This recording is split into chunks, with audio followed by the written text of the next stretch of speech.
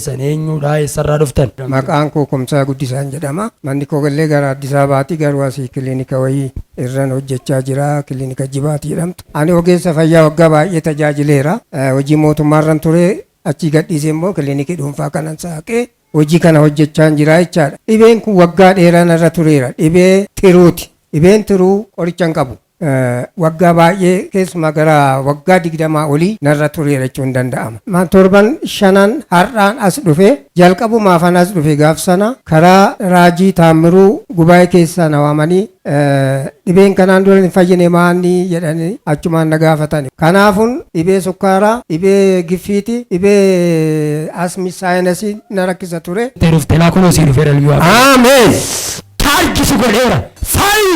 Ameen. Dhibee kana sadanii sukkaara asiinii Tiruu har'aa jalqabee normaalii godheera. Ameen. Power.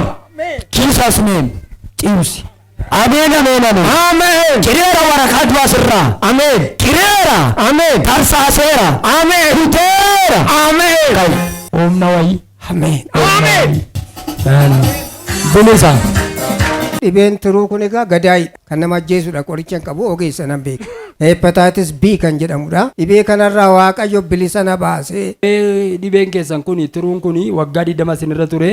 Gaafa dhattanii ogeessaan irra ganama of ilaalchiftan maal siniin jedhan? Negatiivii jedhame. Galata dhiyeessaa Waaqayyoodha. Waaw. Kanaaf dhibee Tiruu kana amma negatiiviidhaa siniin jedhan. Kaleessa laalamee negatiiviidha naan jedhan. Namni kana dhaga'u foorichi aarsaa galataadha. Waaw.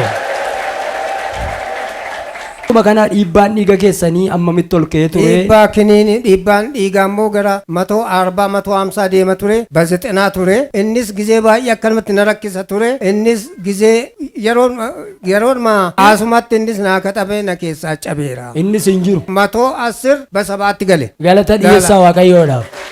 Haleluuyaa.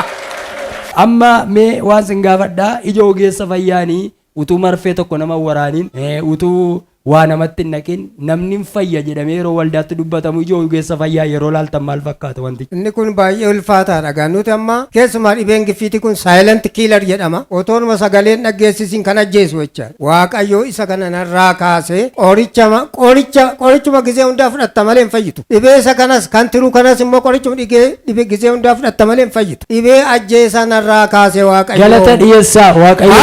Galata dhiyeessaa. Galateeffadha. Kan biraattan dabala sukkaaras fayyiteetta naan jedhame ji'a 3-5 irraa garuu qoricha toon fudhatiin amma kaleessaattan ture. Hinduuneen man jiraadha. Galata dhiyeessaa Waaqayyoodhaaf. Galata dhiyeessaa. Dhibee adda addaatiin qabamtanii warri abdii kutattanii abdii keessan Iyyasuus irra kaa'a. Iyyasuus sin fayyisa. Ameen. Ergaa kanan qaba. Iyyasuus fayyisaadha.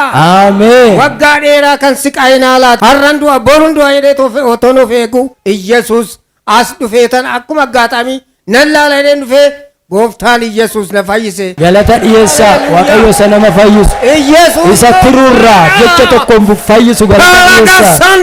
Ameen ameen ameen ameen. Iyyasuus gooftaadha. Iyyasuus gooftaadha. Iyyasuus fayyisaadha. Ameen. Amanaa fudhadhaa sin fayyisa Waaqayyo.